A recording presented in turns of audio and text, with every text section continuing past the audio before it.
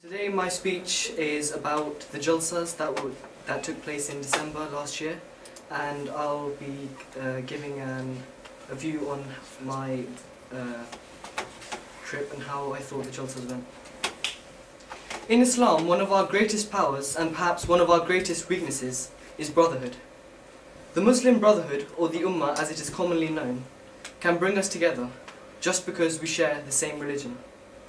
However, at times, this brotherhood can be dangerous in the case of extremist groups who think that they are so powerful and that they must show this power. At this very moment, unity is being exploited in Egypt as thousands of protesters are parading the streets and rioting against the President of Egypt, Hosni Mubarak, and their strength can be felt through their huge numbers. Unity allows the unified to successfully have their voices heard and take action. However, the aim of the Ummah is not to use strength to oppose others. It is to create harmony between fellow Muslims and enjoy strength through unity. An example of how unity can amount to strength is in sport. Most teams win more at home due to their fans uniting and egging them on. Even Liverpool's motto is, "You'll never walk alone."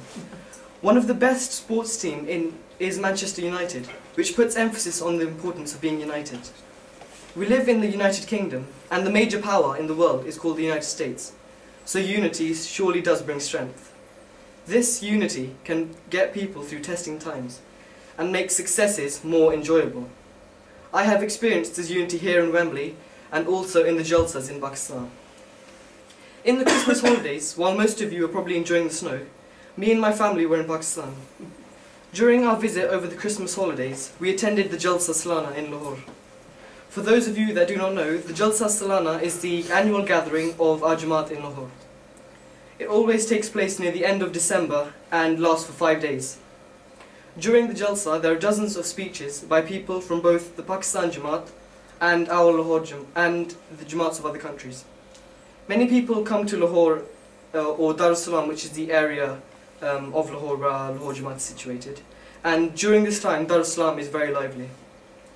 During the Jalsa days, free food is provided by the Jammat in huge marquees, which seems to attract more people than the speeches themselves. The Jalsa offers speeches and advice for women, men and children.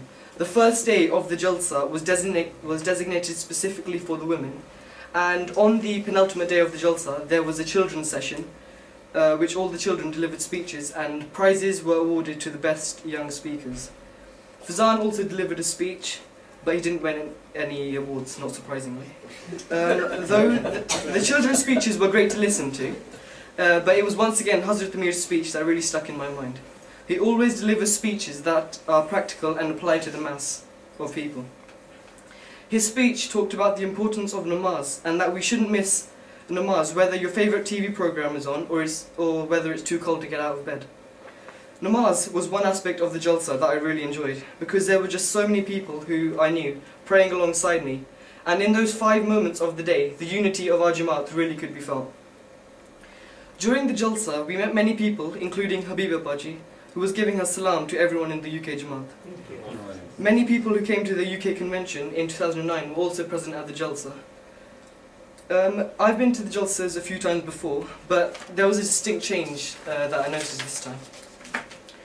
Previously, the security measures weren't particularly tight, but now the security measures ensure that problems of terrorism and mischief don't occur, because they're much tighter.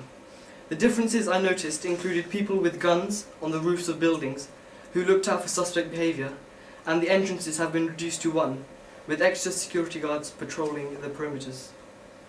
The state of Pakistan truly has changed. However, there are some things that never change, like Hazrat Mir's prayers on the last day. They made everyone cry, apart from me, like they always do. And this time there was little space for anyone to sit, as the masjid was full to the brim. The highlight of the prayer was praying for the return of Salman Ilahi, who was kidnapped and has not yet been brought back. The prayers left everyone in a sober mood, but not for long, as the plates were whipped out and crowds of people congregated for the last supper of the Jalsas. My experience of the Jalsas has once again been good, with dozens of friendly people in Dar es Salaam, and while at the Jalsas, it just struck me how large our Jamaat really is.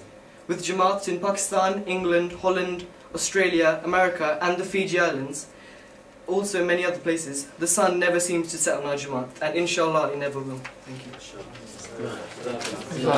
you.